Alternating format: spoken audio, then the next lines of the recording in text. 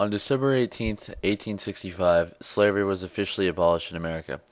This happened right after the 13th Amendment was adopted into the U.S. Constitution, ensuring that neither slavery nor involuntary servitude shall exist in the U.S. or any place under their jurisdiction.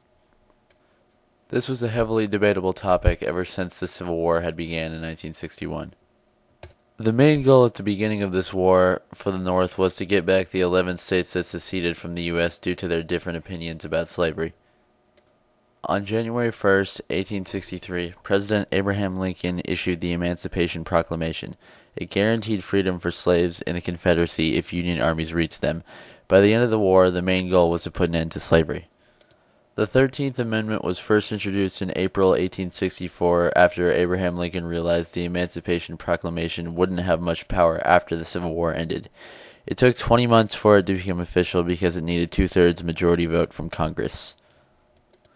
2 years after the abolishment of slavery, laws known as the Jim Crow laws were passed in southern states to keep blacks completely segregated from whites. These things included separate bathrooms, separate schools, and separate restaurants. At the time, it was ruled separate but equal. In reality, these laws were really only passed to make sure black people were treated as second-class citizens.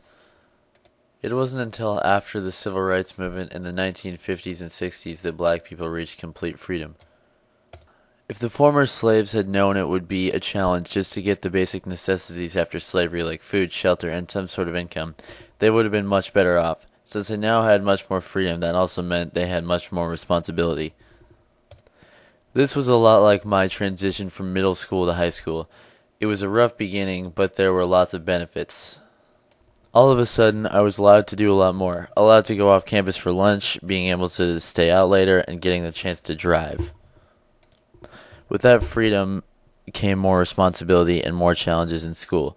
In middle school, you could do absolutely nothing and still move on to the next grade. In high school, you have to try your hardest all the time.